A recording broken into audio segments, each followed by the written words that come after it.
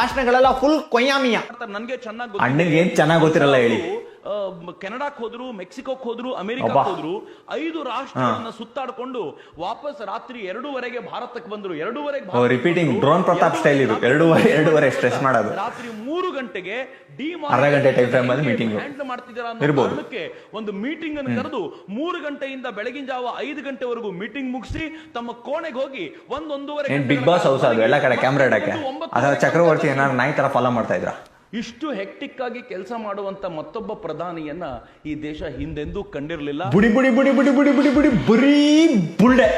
pmindia.gov.in ಇದು government website. ಇಲ್ಲಿಗೆ ಹೋದ್ರೆ PM ಅವರು ಅಫಿಷಿಯಲ್ ಕೆಪಾಸಿಟಿಲಿ ಯಾವ್ಯಾವ ಟ್ರಿಪ್ಸ್ ಹೋಗಿದ್ದಾರೆ ಮತ್ತೆ ಅದಕ್ಕೆ ಎಷ್ಟೆಷ್ಟು ಖರ್ಚಾಗಿದೆ ಅಂತ ನೀವೇ ತಿಳ್ಕೊಬಹುದು. ಕೆಳಗಡೆ ಡಿಸ್ಕ್ರಿಪ್ಷನ್ ಅಲ್ಲಿ ಲಿಂಕ್ ಹಾಕಿದೀನಿ. ಇವ್ರು ಹೇಳಿರೋ ಪ್ರಕಾರ ಡಿಮಾನಿಟೈಸೇಷನ್ ಆದ್ಮೇಲೆ ಕ್ಯಾನಡಾಗೆ ಇವ್ರು ಬಂದೇ ಇಲ್ಲ. ಕ್ಯಾನಡಾಗೆ ಇವ್ರು ಬಂದಿದ್ದು ಇಲ್ಲಿ ಹಾರ್ಪರ್ ಅವರು ಪ್ರೈಮ್ ಮಿನಿಸ್ಟರ್ ಆಗಿದ್ರು 2015 ಅಲ್ಲಿ. ಅದಾದ್ಮೇಲೆ ಮೋದಿಜಿ ಅವರು ಕ್ಯಾನಡಾಗೆ ಬಂದೇ ಇಲ್ಲ, ಗ್ಯಾರಂಟಿಡ್ ಇದಂತೂ.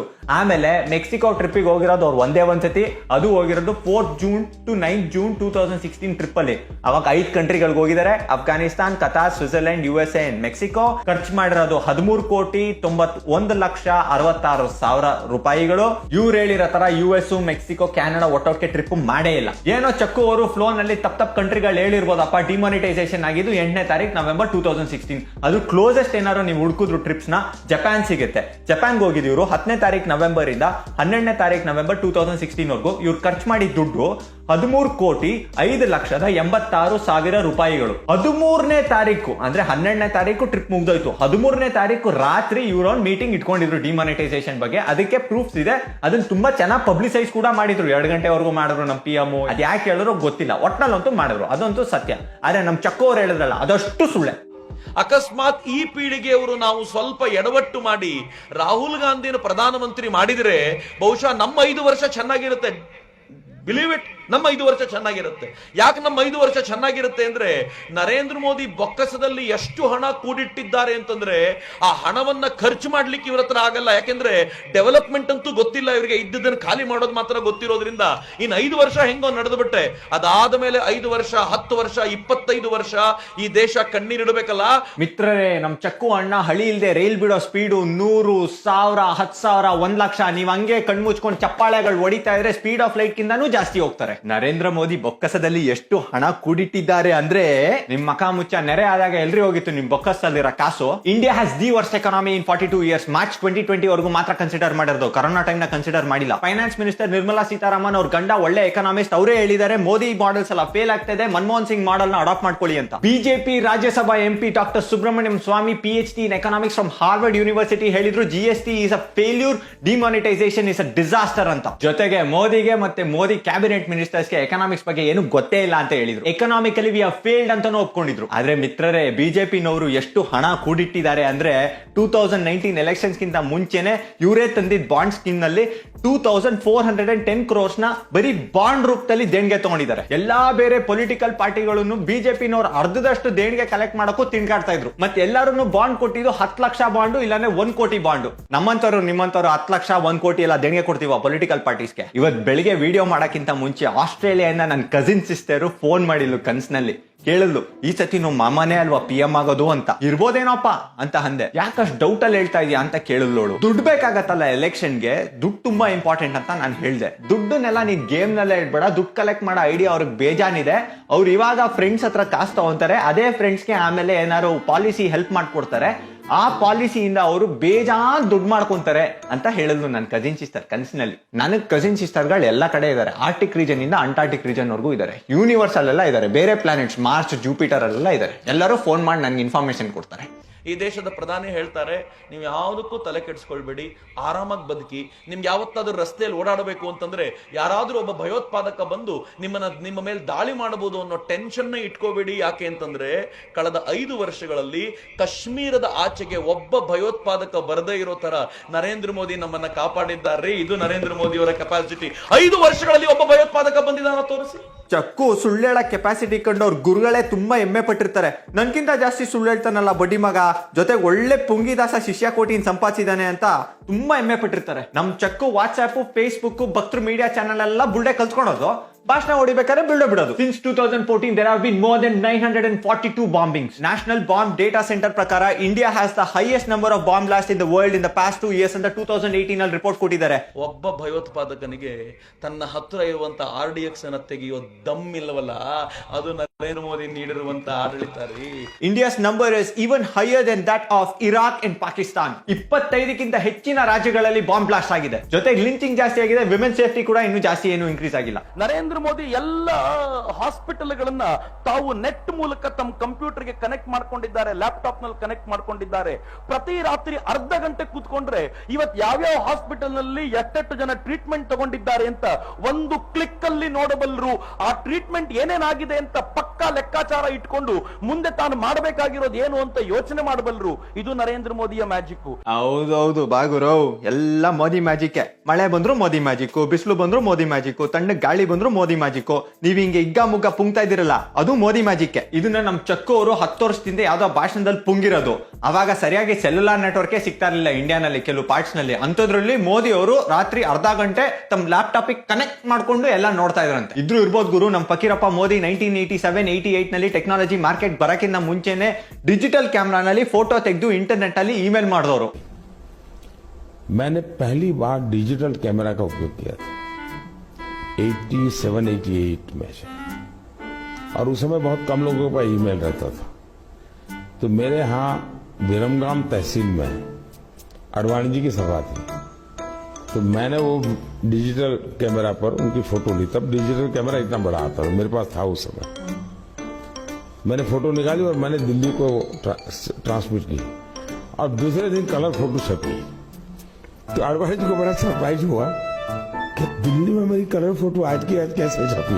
ಮೋದಿ ಮ್ಯಾಜಿಕ್ ಹೆಂಗೆ ಅಂದ್ರೆ ಮಿತ್ರರೇ, ಆ ಮನುಷ್ಯ ಸುಮ್ನೆ ಕೂತ್ಕೊಂಡು ಲ್ಯಾಪ್ಟಾಪ್ ಅಲ್ಲಿ ಒಂದು ಕ್ಲಿಕ್ ಮಾಡಿದ್ರೆ ಸಾಕು, ಮೊಟ್ಟೆ ಇಲ್ದೇನೆ ಕಾಗೆಗಳು ಮೋದಿ ಮೋದಿ ಅಂತ ಹಾರ್ತವೆ. ಅದು ನರೇಂದ್ರ ಮೋದಿಯ ತಾಕತ್ತು ಅಂದ್ರೆ. ಮೋದಿ ಮೋದಿ ಮೋದಿ ನಮ್ ಚಕ್ಕು ಅಣ್ಣನ್ ನಂಬ್ಕೊಂಡ್ರೆ ಎಲ್ಲ ಬುಲ್ಬುಲ್ ಮಿಯಾ ರೇ. ಯೋಚನೆ ಮಾಡಿ, ನೀವು ಯಾವ್ದಾದ್ರು ಒಬ್ಬ ವ್ಯಕ್ತಿಗೆ 1 ಲಕ್ಷ ರೂಪಾಯಿ ನೀವೇನಾದ್ರೂ ಅವನಿಗೆ ಲಂಚ ಕೊಡಬೇಕು ಅಂತ ಆಯ್ತು ಅಂತ ಇಟ್ಕೊಳ್ಳಿ. 1 ಲಕ್ಷ ರೂಪಾಯಿ ಲಂಚ ಕೊಡ್ಲಿಕ್ಕೆ ಎಷ್ಟು 1000 ರೂಪಾಯಿ ನೋಟ್ ಬೇಕಾಗುತ್ತೆ, ಎಷ್ಟು 500 ರೂಪಾಯಿ ನೋಟ್ ಬೇಕಾಗುತ್ತೆ. ಆ ಲಂಚಕ್ಕೆ 100 ರೂಪಾಯಿ ನೋಟು ಕೊಡಬೇಕು ಅಂದ್ರೆ ಎಷ್ಟು ಸಮಸ್ಯೆ ಇದೆ ಅನ್ನೋದನ್ನ ಯೋಚನೆ ಮಾಡಿ. 50 ರೂಪಾಯಿ ನೋಟು ಕೊಡಬೇಕು ಅನ್ನೋದಾದ್ರೆ ಅವನು ದೊಡ್ಡ 2 ಸೂಟ್ ಕೇಸ್ಗಳನ್ನ ತೆಗೆದುಕೊಂಡು 1 ಲಕ್ಷ ಕೊಡಬೇಕಾಗುವುದು, ಎಲ್ರಿಗೂ ಗೊತ್ತಾಗುವಂತೆ. ಈ ಪರಿಸ್ಥಿತಿ ಬೇಕಾದಾಗ 1,000 ರೂಪಾಯಿ ನೋಟು ತಂದಿದ್ರಿಂದ ಭ್ರಷ್ಟಾಚಾರಕ್ಕೆ ಮುಕ್ತವಾದ ಅವಕಾಶ ಆಯಿತು. 1000 ರೂಪಾಯಿ ಮತ್ತು 500 ರೂಪಾಯಿ ನೋಟನ್ನು ಬ್ಯಾನ್ ಮಾಡೋದ್ರಿಂದ ಇನ್ನು ಮುಂದೆ ಯಾವ ಅಧಿಕಾರಿಯೂ ಕೂಡ ಸರಾಗವಾಗಿ ಭ್ರಷ್ಟಾಚಾರ ಮಾಡುವುದು ಸಾಧ್ಯ ಇಲ್ಲ. ಈ ಕಾರಣಕ್ಕೂ 500 ರೂಪಾಯಿ ನೋಟ್ ಬ್ಯಾನ್ ಆಗಬೇಕು. ಹಂಗಾದ್ರೆ 2,000 ನೋಟ್ಗಳನ್ನ ಯಾಕೆ ಬಿಟ್ರು? ನಿಮ್ ಕಿಷ್ಕು ಭಾಷಣಕ್ಕೆ ಪೇಮೆಂಟ್ ಈಸಿ ಆಗ್ಲಿ ಅಂತಾನಾ, ಅಥವಾ MLA ಕೊಂಡ್ಕೊಳಕ್ ಈಸಿ ಆಗ್ಲಿ ಅಂತಾನಾ? ಡಿಮಾನಿಟೈಸೇಷನ್ ಎಕ್ಸ್ಪ್ಲೈನ್ ಮಾಡೋ ಎಕನಾಮಿ ಸ್ಪೆಷಲಿಸ್ಟ್ ಬೇರೆ ಆಗ್ಬಿಟ್ಟವ್ರೆ ನಮ್ ಹವಾಸೆ ತಲೆ ಚಕ್ಕು. ಎಂತೆಂತ ಎಕ್ಸ್ಪರ್ಟ್ ಗಳೇ ಇದೊಂದು ಎರ್ಬೋಕ್ ಐಡಿಯಾ ಅಂತ ಮೊರೆ ತುಂಬಾ ಉಗ್ದವ್ರೆ. ಚಕ್ಕು ಇಲ್ಲೂ ಹಳೆ ಹೇಳ್ಕೊಂಡು ಬಂದು ಒಂದು ಟಕ್ಲಾಸಿ ಲಾಜಿಕ್ ಪುಂಕ್ತವ್ರೆ. ಡಿಮಾನಿಟೈಸೇಷನ್ ಅಂದ್ಮೇಲೆ ಎಲ್ಲ ಬ್ಲಾಕ್ ಮನಿ ಬಂದ್ಬಿಡುತ್ತಂತೆ ಅಣ್ಣನ್ ಪ್ರಕಾರ. ಈ ದೇಶದಲ್ಲಿರೋ 200 ಲಕ್ಷ ಕೋಟಿ ರೂಪಾಯಿ ಬ್ಲಾಕ್ ಮನಿ ಒನ್ ಫೈನ್ ಡೇ ಈ ದೇಶದ ಬ್ಯಾಂಕುಗಳಿಗೆ ಬಂಬಾರ್ಡ್ ಆಗ್ಬಿಡುತ್ತೆ. ಬಂಬಾರ್ಡ್ ಆಗ್ಬಿಡುತ್ತಂತೆ. ಬೆಂಕಿ ಆಟ. 4 ವರ್ಷ ಆಯ್ತಲ್ಲ ಚಕ್ಕು ಅಣ್ಣ, ಇನ್ನು ಯಾಕೆ ಬ್ಲಾಕ್ ಮನಿ ಬಂಬಾರ್ಡೇ ಆಗಿಲ್ಲ? ಬಂಬಾರ್ಡ್ ಅಳವಲ್ಲಿ ನಾರ್ಮಲ್ ಗ್ರೋತೆ ಇಲ್ವಲ್ಲಪ್ಪಿ. ಈ ವಯ್ಯ ಇವ್ರ ಪಟಾಲಮ್ಮು ಬರೀ ಜೊಳ್ಳು, ಸುಮ್ನೆ ಒಟ್ಟು ಪುಂಗಿ ಓದೋದು. ಒಂದು ಚಿಪ್ಪಿನ ಕತೆ. ಕೆಲವರು ಸತ್ಯ ಅಂತಾರೆ, ನೋಟ್ ನಲ್ಲಿ ಚಿಪ್ ಇಲ್ಲ ಅಂತ ರಿಸರ್ವ್ ಬ್ಯಾಂಕ್ ಆಫ್ ಇಂಡಿಯಾ ಧೈರ್ಯವಾಗಿ ಹೇಳ್ತು. ಆದ್ರೆ ಆಮೇಲೆ ಗೊತ್ತಾಯ್ತು ನೋಟ್ ನಲ್ಲಿ ಚಿಪ್ ಇಲ್ಲ, ಹೌದು, ಆದ್ರೆ ಈ ಕಲರ್ ಬಳಸಿದ್ದಾರಲ್ಲ, ಈ ಕಲರ್ ಗೆ ಬಳಸಿರುವಂತ ಐಸೋಟೋಪುಗಳು ಹೊಸ ಹಳೆ ಹೇಳ್ತು. ಒಂದೇ ಕಡೆ ನೋಟು ಕಲೆಕ್ಟ್ ಆಗಿ ಕೂತ್ಕೊಂಡ್ರೆ ಈ ನೋಟು ತಾನು ಇಲ್ಲಿದ್ದೀನಿ ಅನ್ನೋದಕ್ಕೆ ಹೇಗೆ ರೇಡಿಯಂ ಲೈಟ್ ಎಮಿಟ್ ಮಾಡುತ್ತೋ ಹಂಗೆ ಲೈಟ್ ಎಮಿಟ್ ಮಾಡುತ್ತೆ ಅಂತ. ಬುಠಾಣ ಒಂದು ಚುಯ್ಯಾ ಲಾಜಿಕ್. ಹಂಗೆ ಸರ್ಕಂತ ಬಿಟ್ಬಿಟ್ರು ಒಂದು ಚುಯ್ಯಾ ಲಾಜಿಕ್ ಅಣ್ಣ. ಹಂಗೆ ಬಿಟ್ರೆ ಅದೇ ನೋಟ್ ಇಟ್ಕೊಂಡೆ ನ್ಯೂಕ್ಲಿಯರ್ ಫ್ಯೂಯಲ್ ತರ ಉಪಯೋಗಿಸ್ಬೋದು. ಅದರಲ್ಲಿ ನೀವು ಗಾಡಿ ಓಡಿಸ್ಬೋದು, ಹೆಲಿಕಾಪ್ಟರ್ ಓಡಿಸ್ಬೋದು, ಏರ್ಪ್ಲೇನ್ ಓಡಿಸ್ಬೋದು, ರಾಕೆಟ್ ಬಿಡ್ಬೋದು. ಬೇಕಾದ್ರೆ ಕಾಗೆಗೆ ಅದ್ರಲ್ಲಿ ಊಟನೂ ಹಾಕ್ಬಿಟ್ಟು ಕಾಗೆ ಮೇಲೆ ನೀವು ಸವಾರಿನೂ ಮಾಡ್ಬೋದು. ಹಿಂಗೆ ಮೋದಿ ಮ್ಯಾಜಿಕ್ ಅಂತಾನೂ ಹೇಳ್ಬಿಡ್ತಾರೆ. ಇವ್ರನ್ನೆಲ್ಲ ಸೇರಿಸ್ಕೊಂಡು ಒಂದು ಚುಯ್ಯಾ ಯೂನಿವರ್ಸಿಟಿ ಅಂತ ಮಾಡಬೇಕು. ಇವರು ಆ ಡ್ರೋನ್ ಪ್ರತಾಪ್ ಇನ್ ಬೊಗ್ಲೆ ಎಲ್ಲ ಬಿಡ್ತಾರಲ್ಲ ಫೇಸ್ಬುಕ್ ವಾಟ್ಸ್ಆಪ್ ಅಲ್ಲೆಲ್ಲ, ಬರೀ ಭಕ್ತರದ್ದು ಬರೀ ಬೊಗ್ಲೆಗಳಿರ್ತಾವಲ್ಲ ಅವರು, ಆಮೇಲೆ ಕಳ್ ಜ್ಯೋತಿಷಿಗಳು, ಇವ್ರನ್ನೆಲ್ಲ ಸೇರಿಸ್ಕೊಂಡು ಒಂದು ಚುಯ್ಯಾ ಯೂನಿವರ್ಸಿಟಿ ಅಂತ ಮಾಡಿ ಅಣ್ಣನ ಡೀನೋ ಪ್ರಿನ್ಸಿಪಲ್ ವೈಸ್ ಪ್ರೆಸಿಡೆಂಟ್ ಏನೋ ಮಾಡಬೇಕು. ಮೊನ್ನೆ ಈ 45 ದಿನಗಳಲ್ಲಾಗಿರುವಂತ ಮ್ಯಾಜಿಕ್ ಏನ್ ಗೊತ್ತಾ? 10 ಗ್ರಾಮ್ ಬಂಗಾರಕ್ಕೆ 3,000 ರೂಪಾಯಿ ಡೌನ್ ಆಗಿದೆ, 1 ಗ್ರಾಮ್ ಮೇಲೆ 300 ರೂಪಾಯಿ ಡೌನ್ ಆಗಿದೆ. ಏನ್ ಮಾಡಿದ್ರು ಮ್ಯಾಜಿಕ್? ಬ್ಲಾಕ್ ಕ್ಯಾಶ್ ಹಿಡಿದ್ಬಿಟ್ರು ಅಷ್ಟೇ. ಎಲ್ಲಿ ಕೊಂಡ್ಕೊಂಡು ನೋಡ್ಬಿಡ್ತೀನಿ ಅಂತ. ಯಾವಾಗ ಬ್ಲಾಕ್ ಕ್ಯಾಶ್ ಅಡ್ಡ ಹಾಕಿದ್ರು ಕೊಂಡ್ಕೊಳ್ಳಿಕ್ ಬೇರೆ ಏನು ಇಲ್ಲದೆ ಇರೋದ್ರಿಂದ ನಾರ್ಮಲ್ ಲೆವೆಲ್ಗೆ ಬಂತು. ಮಿತ್ರ ಹಿಂಗೆ ಕ್ಯಾಶ್ಲೆಸ್ ದುನಿಯಾ ಆಗ್ಬಿಟ್ರೆ ಬಂಗಾರ ಯಾವ ಲೆವೆಲ್ಗೆ ಬರುತ್ತೆ ಅಂದ್ರೆ ನಿಮ್ ಮಗಳ ಮದುವೆನೂ ಧೈರ್ಯವಾಗಿ ಆರಾಮಾಗಿ ಮಾಡ್ಬೋದಾದ ಲೆವೆಲ್ಗೆ ಬಂಗಾರ ಇದು ಬ್ಲಾಕ್ ಕ್ಯಾಶ್ ಆಗಿತ್ತು. ಮ್ಯಾಜಿಕ್ಗಳು ನೋಡಿ ನೋಡಿ ಜನ ಫುಲ್ ಕೋವೆ ಆಗ್ಬಿಟ್ಟಾರೆ ಮಾಮ್ಸ್. ತಾರಾ ಮಾರಕ್ಕಾಗೆ ಹರಿಸ್ತೀರ ಬಾಸ್ ನೀವು. ತೊಡೆ ತಟ್ಟ ತೋಲಾಂಡಿ ನಾಯಕರೆಲ್ಲ ನಿಮ್ ಎರ್ಬೋಗ್ ಭಾಷಣ ಕೇಳಿ ಅಪ್ಪೇತ ಆಗೋಯ್ತಾರೆ ಬಿಡಿ. 2016ರಲ್ಲಿ ಗೋಲ್ಡ್ ಪ್ರೈಸ್ ಬಂದಿದೆ 2,500 ಚಿಲ್ಲರೆ ಇತ್ತು, ಇವಾಗ 4,900 ಚಿಲ್ಲರೆ ಆಗಿದೆ. ಆಲ್ಮೋಸ್ಟ್ 100% ಜಾಸ್ತಿ ಆಗಿದೆ, ದುಪ್ಪಟ್ಟಾಗಿದೆ ಪ್ರೈಸು. ಬಿಡೋಣ, ಇದು ಒಂಥರ ಮ್ಯಾಜಿಕ್. ಒಂದ್ಸಲ ನರೇಂದ್ರ ಮೋದಿ ಡಿಮಾನಿಟೈಸೇಷನ್ ಮಾಡಿದ ನಂತರ ಒಂದು ಪ್ರವಾಸ ಇತ್ತು ಅವರು. ಅಮೆರಿಕಕ್ಕೂ ಹೋಗಿದ್ರು Narendra Modi. America probably Switzerland ಅದು ಮುಗಿಸ್ಕೊಂಡು ನರೇಂದ್ರ ಮೋದಿ ಹೋದ್ರು ಅಮೆರಿಕ. ಕೆನಡಾದ ಅಧ್ಯಕ್ಷರು ನರೇಂದ್ರ ಮೋದಿ ಅವರು ಬಂದಾಗ ವಿಮಾನ ನಿಲ್ದಾಣಕ್ಕಷ್ಟೇ ಹೋಗಿದ್ದಲ್ಲ, ತನ್ನ ಗಾಡಿಯಲ್ಲಿ ಡ್ರೈವರ್ನ ಕೆಳಗಿಳಿಸಿ ನನ್ನ ಫ್ರೆಂಡ್ ಬಂದಿದ್ದಾನೆ ನಾನೇ ಡ್ರೈವ್ ಮಾಡಬೇಕು,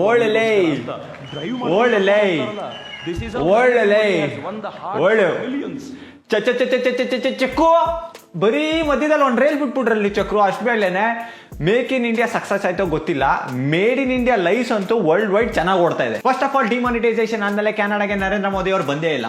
ನೆಕ್ಸ್ಟ್ ಕೆನಡಿಯನ್ PM ಯಾರಿರ್ತಾರೆ ಅವ್ರ ಆಫೀಸ್ ಟರ್ಮ್ಸ್ ನಲ್ಲಿ ಅವ್ರ ಸೆಕ್ಯೂರಿಟಿ ಸರ್ವಿಸಸ್ ಅವ್ರಿಗೆ ಡ್ರೈವ್ ಮಾಡಕ್ ಬಿಡಲ್ಲ. ಹಂಗಾಗಿ ನಮ್ ಚಕ್ಕು ಅವ್ರು ಹೇಳಿದ್ದು ಸುಳ್ಳು ಸುಳ್ಳು ಸುಳ್ಳು. ಕೊನೆಗೆ ಗುಜರಾತಿನ ಈ CM ಚೀನಾದ ಅಧ್ಯಕ್ಷರಿಗೆ ಹೇಳಿದ್ರಂತೆ, ಒಂದ್ ಪ್ರಾಬ್ಲಮ್ ಇದೆ ನಿಮ್ ಜೊತೆ, ನಮ್ಗೆ ನೀವು ಯಾವಾಗ್ಲೂ ಭಾರತದ ಮ್ಯಾಪ್ ಬಿಡಿಸಬೇಕಾದಾಗ ಅರುಣಾಚಲ ತೆಗೆದು ತೋರಿಸ್ತಿರಲ್ಲ ಅಂದ್ರಂತೆ. ಅದಕ್ಕೆ ಚೀನಾ ಇನ್ ಸ್ವಲ್ಪ ದಿನ ಮೋದಿ ಭಾಯ್ ಎಲ್ಲ ಸರಿ ಹೋಗುತ್ತೆ ಅಂದ್ರಂತೆ. ಅಂದ್ರೆ ಇನ್ ಸ್ವಲ್ಪ ದಿನದಲ್ಲಿ ನೀವು ಪ್ರಧಾನಮಂತ್ರಿ ಆಗ್ತೀರಿ, ಆಮೇಲೆ ನಮ್ಗೆ ಇವೆಲ್ಲ ಆಟ ಆಡ್ಲಿಕ್ಕೆ ಇಲ್ಲ ಅಂತ ಅವ್ರಿಗೂ ಗೊತ್ತು. ನೀವ್ ಬಿಡಿ ಬಾಯ್, ನೆಕ್ಸ್ಟ್ ಲೆವೆಲ್ ಬಾಯ್. ನಿಮ್ ಕೊಯ್ಯಾ ಮಿಯಾ ಭಾಷಣ ನಮ್ದವ್ರ ಫುಲ್ ಬುಲ್ಬುಲ್ ಮಿಯಾ ಬಾಯ್. ಈ ತರ ತುಲಾ ಬಿಲಿ ಕ್ರಮಾಸ್ ಕಚ್ಚನ್ನ ಎಲ್ ಕಲ್ತ್ರಿ ಬಾಯ್. ಹೊಸಿ ಹೇಳ್ಕೊಟ್ರೆ ಬಡ ಹುಡುಗರು ನಿಮ್ ತರನೇ ಕಲ್ತು ಸ್ವಲ್ಪ ಪೇಮೆಂಟ್ ಅವ್ರು ತಗೊಳ್ತಾರೆ ಬಾಯ್. ಫುಲ್ ಮ್ಯಾಜಿಕ್ ಬಾಯ್ ನೀವು. ರೀಸೆಂಟ್ ಆಗಿ ಚೈನಾ ಅಪ್ಡೇಟ್ ಮಾಡಿರೋ ಮ್ಯಾಪ್ ಅಲ್ಲೂ ಅರುಣಾಚಲ್ ಪ್ರದೇಶ್ ಪಾರ್ಟ್ಸ್ ಗಳಿದೆ ಬಾಯ್. ಜೊತೆಗೆ ನೇಪಾಳ ಉಲ್ಟಾ ಹೊಡಿತಾ ಇದೆ ಬಾಯ್. ನಿಮ್ ಭಾಷಣ ಅಂದ್ರೆ ಭಾಷಣ ಬಾಯ್, ಫುಲ್ ಜುಮ್ ಜುಮ್ ಬಾಯ್. ನರೇಂದ್ರ ಮೋದಿ ಬರೋವರೆಗೂ ಸಮುದ್ರದ ಕುರಿತಂತೆ ಈ ದೇಶದ ಪಾರ್ಟಿಗಳಿಗೆ ಕಲ್ಪನೆಯೇ ಇರಲಿಲ್ಲ. ಸಮುದ್ರ ಅಂತಂದ್ರೆ ಬರೀ ಮೀನು ಹಿಡಿಯೋದು ಮಾತ್ರ ಅಂತ ತಿಳ್ಕೊಂಡಿದ್ರು. ಆದ್ರೆ ನರೇಂದ್ರ ಮೋದಿ ಬಂದ್ಮೇಲೆ ಹೇಳಿದ್ರು ಸಮುದ್ರವನ್ನ ನಾವು ಟ್ರಾನ್ಸ್ಪೋರ್ಟೇಷನ್ಗೂ ಬಳಸಬಹುದು, ಹಂಗೇನಾದ್ರೂ ಸಾಧ್ಯ ಆದ್ರೆ ನಿಮ್ಗೆ ಆಶ್ಚರ್ಯದ ಸಂಗತಿ ಹೇಳ್ತೀನಿ. ಇತ್ತೀಚೆಗೆ ಹೊಸ ಡಾಟಾ ಬಂದಿದೆ. 1 ಟನ್ ವಸ್ತುವನ್ನ 1 ಕಿಲೋಮೀಟರ್ ರೋಡಲ್ಲಿ ತಗೊಂಡು ಹೋಗ್ಲಿಕ್ಕೆ 10 ರೂಪಾಯಿ ಖರ್ಚಾದ್ರೆ ಟ್ರೈನಲ್ಲಿ ತಗೊಂಡು ಹೋಗ್ಲಿಕ್ಕೆ 6 ರೂಪಾಯಿ ಖರ್ಚಾಗುತ್ತಂತೆ. ಸಮುದ್ರ ಮಾರ್ಗದಲ್ಲಿ ತಗೊಂಡು ಹೋದ್ರೆ ಈ ದೇಶದ 3 ಕಡೆ ಭಗವಂತ ಸಮುದ್ರ ಕೊಟ್ಟಿದ್ದಾನೆ. ನಾವು 50 ವರ್ಷಗಳಲ್ಲಿ ಸಮುದ್ರವನ್ನ ಚೆನ್ನಾಗಿ ಬಳಸಿಕೊಂಡು ಸರಕು ಸಾಗಾಣಿಕೆಯನ್ನ ಸಮುದ್ರದ ಮೂಲಕ ಮಾಡಿದಿದ್ರೆ ರೋಡ್ಗೆ ಇಷ್ಟು ಇನ್ವೆಸ್ಟ್ ಮಾಡೋ ಅಗತ್ಯವೇ ಇರಲಿಲ್ಲ. ಆದ್ರೆ ಈ ದೇಶದ ಯಾರು ಅದನ್ನ ಆಲೋಚನೆ ಮಾಡಲಿಲ್ಲ. ನಿಮ್ ತರ ಎಲ್ಲ ಆಲೋಚನೆ ಬರದೇ ಇಲ್ಲ ಬಿಡಿ ಬಾಸ್. ಜನ ಸಮುದ್ರನ ಬರೀ ಉಪ್ತೆಗೆಕ್ಕೆ ಉಪಯೋಗಿಸ್ತಾರೆ ಅನ್ಕೊಂಡಿದ್ದೆ, ಟ್ರಾನ್ಸ್ಪೋರ್ಟೇಷನ್ಗೂ ಬಳಸ್ಬೋದು ಅಂತ ಮೋದಿ ಬಂದಾದ್ಮೇಲೆ ಗೊತ್ತಾಗಿದ್ದು. ಯಾಕಂದ್ರೆ ನಾನು ಫೇಸ್ಬುಕ್ ವಾಟ್ಸ್ಆಪ್ ಯೂನಿವರ್ಸಿಟಿನಲ್ಲಿ ಓದಿಲ್ಲ ನೋಡಿ, ಅದಕ್ಕೆ ನನಗೆ ನಿಮ್ಮಷ್ಟೆಲ್ಲ ಜ್ಞಾನ ಇಲ್ಲ ಬಿಡಿ. 4000 ವರ್ಷಗಳ ಹಿಂದೆನೆ ಹರಪ್ಪನ್ ಸಿವಿಲೈಸೇಷನ್ ಕಾಲದಲ್ಲಿ ಸೀ ರೂಟ್ಸ್ ನ ಯೂಸ್ ಮಾಡಿ ಟ್ರೇಡ್ ಮಾಡ್ತಾ ಇದ್ರು. 300 BC ಕಾಲ್ಘಟ್ಟದಲ್ಲಿ ಮೌರ್ಯನ್ ಎಂಪೈರ್ ಹತ್ರ ಆರ್ಗನೈಸ್ ನೇವಿ ಇತ್ತು, ಸೀ ರೂಟ್ಸ್ ಯೂಸ್ ಮಾಡಿ ಟ್ರೇಡ್ ಕೂಡ ಮಾಡ್ತಾ ಇದ್ರು. Chola dynasty south East Asia ಜೊತೆ ಸಮುದ್ರ ಮಾರ್ಗವಾಗಿ ಎಕ್ಸ್ಟೆನ್ಸಿವ್ ಆಗಿ ಟ್ರೇಡ್ ಮಾಡ್ತಾ ಇದ್ರು. ನೀವ್ ಇವಾಗ ಬಂದ್ಬಿಟ್ಟು ಮೋದಿ ಐಡಿಯಾ ಅಂತ ಪೊಂಗ್ತಿರಲ್ಲ ಚಕ್ಕು ಬಾಸ್. ಇಂಡಿಯಾನಲ್ಲಿ 90% of trade by volume, 70% of trade by value is through sea. ಇದೇನ್ ಹೊಸದಲ್ಲ. 1958 ನಲ್ಲೇ ಚಕ್ಕು ಇವಾಗ ಬಿದ್ದಿದ್ದ ಭಾಷಣನ ನೆಹರೂನವ್ರು ಹೇಳಿದ್ರು. 3 ಕಡೆ ಸಿ ಇದೆ, 1 ಕಡೆ ಹೈ ರೇಂಜ್ ಮೌಂಟೇನ್ಸ್ ಇದೆ, ಸೀಸ್ ನ ಚೆನ್ನಾಗಿ ಯೂಸ್ ಮಾಡ್ಬೇಕು ಅಂತ. ಚಕ್ಕು ಹೈಸ್ಕೂಲ್ ನಲ್ಲಿ ಪರೀಕ್ಷೆಗಳು ಬರ್ದಿರೋದೇ ಡೌಟ್ ಯಾಕೋ ನನಗೆ. ನೆನಪಿಟ್ಕೊಳ್ಳಿ, ಇಷ್ಟೊತ್ತಿಗೆ ಬರ್ಬಾದ್ ಆಗಿರುವಂತಹ ರಾಷ್ಟ್ರವಾಗಿರ್ತಿತ್ತು ಇಲ್ಲಿರುವಂತಹ ಹಿಂದೂಗಳು. ನಾನು ಮುಸಲ್ಮಾನರನ್ನ ಪ್ರತ್ಯೇಕವಾಗಿಟ್ಟೆ ಈ ಮಾತುಗಳನ್ನ ಸ್ಪೆಷಲಿ ಹಿಂದೂಗಳಿಗೆ ಹೇಳಬೇಕು ಅಂತ ಇಚ್ಛೆ ಪಡ್ತೀನಿ. ಹಿಂದೂಗಳೆಲ್ಲ ತಮ್ಮನ್ನು ತಾವು ಕನ್ನಡಿಯಲ್ಲಿ ನೋಡ್ಕೊಂಡಾಗ ನಾಚಿಕೆ ಆಗುವಂತ ಪರಿಸ್ಥಿತಿ ನಿರ್ಮಾಣ ಮಾಡಿರ್ತಿದ್ರು. ಹಿಂದೂಗಳು ಕೇಸರಿಯ ಬಣ್ಣವನ್ನ ಹಚ್ಚಿಕೊಳ್ಳಿಕ್ಕೆ, ಕೇಸರಿ ಶಾಲ್ ಹಾಕೊಳ್ಳಿಕ್ಕೆ ನಾಚಿಕೆ ಆಗುವಂತ ವಾತಾವರಣ ಸೃಷ್ಟಿ ಮಾಡಿರ್ತಿದ್ರು. ಇವತ್ತಿನ ವೇದಿಕೆ ಸಾಧ್ವಿ ಪ್ರಜ್ಞಾ ಸಿಂಗ್ಗಳ ಹೆಸರಲ್ಲಿದೆ ಅಂತ ತರುಣರು ಹೇಳ್ತಿದ್ರು. ನಂಗೆ ಬಹಳ ಹೆಮ್ಮೆ ಇದೆ. ಆ ಮಹಾತಾಯಿಗೆ ಶತ ನಮನಗಳನ್ನ ಸಲ್ಲಿಸ್ತೀನಿ. नाथूराम गॉडसे देशभक्त थे, हैं और रहेंगे. ऐसा बोलने उनको आतंकवादी कहने वाले लोग स्वयं की गिरेबान में झांक के देखें। अब की चुनाव में ऐसे लोगों को जवाब दे दिया जाएगा। ಸಾಧ್ವಿ ಪ್ರಜ್ಞಾ ಸಿಂಗ್ ಬಗ್ಗೆ ನಾನು ಮಾತಾಡಿದ್ರು ನನ್ನ ಬಾಯಿ ಮೈಲಿಗೆ ಆಗೋಗುತ್ತೆ, ಅಷ್ಟು ಪೂರಾ ಹೆಬ್ಬೆಟ್ ಕೇಸ್ ಅದು. ನಂಗೆ ಬಹಳ ಹೆಮ್ಮೆ ಇದೆ. ಆ ಮಹಾತಾಯಿಗೆ ಶತ ನಮನಗಳನ್ನ ಸಲ್ಲಿಸ್ತೀನಿ. ಅವ್ರನ್ನ ಹೋಗಿ ನಮ್ ಚೆಕ್ಕು ಮಹಾತಾಯಿ ಅಂತಾರಲ್ಲ, ಇವ್ರೆಂತ ಮಹಾಪುರುಷ ಇರಬೇಡ. ನೀವೇ ಕೆಳಗಡೆ ಕಮೆಂಟ್ ಸೆಕ್ಷನ್ ಅಲ್ಲಿ ಹಾಕ್ಬೇಕು ಯಾವ ಪರಿ ಮಹಾಪುರುಷರು ಇವರು ಅಂತ. ಪಕ್ಕದಲ್ಲಿ ಪಾಕಿಸ್ತಾನ ಅಂತ ಒಂದು ರಾಷ್ಟ್ರ ಇದೆ. ಬಿಡುಗುರು, ನಿಮ್ ಹಳೆ ಅಸ್ತ್ರ ಪಾಕಿಸ್ತಾನ ಇಟ್ಕೊಂಡು ಯಾಕೆ ಇವಾಗ ತಲೆ ಕಚ್ತೀಯಾ? ನಿಮ್ ಅಂತೆ ಕಂತೆ ಸ್ಟೋರಿಗಳೆಲ್ಲ ಕೇಳಿ ನನ್ ಮೆದ್ಲು ಮಸಾಲಾಗೋಗದೆ. ಈ ವಿಡಿಯೋ ನಿಮ್ಗೆ ಏನಾದ್ರು ಇಷ್ಟ ಆಗಿದ್ರೆ ಲೈಕ್ ಮಾಡಿ, ಶೇರ್ ಮಾಡಿ, ಮತ್ತೆ ನನ್ನ ಚಾನಲ್ಗೆ ಸಬ್ಸ್ಕ್ರೈಬ್ ಆಗೋದನ್ನ ಮರಿಬೇಡಿ. ಹಂಗೆ ಪಕ್ಕದಲ್ಲಿ ಗಂಟೆ ಐಕಾನ್ನ ಹೊಡಿರಿ. ನನ್ನ social media links plus Amazon store link ನ ಕೆಳಗಡೆ ಹಾಕಿದೀನಿ. ಇನ್ಸ್ಟಾಗ್ರಾಮ್, ಫೇಸ್ಬುಕ್, ಟ್ವಿಟರ್ ನಲ್ಲಿ ನೀವು ನನ್ನ ಫಾಲೋ ಮಾಡಬಹುದು. ನಮಸ್ಕಾರ.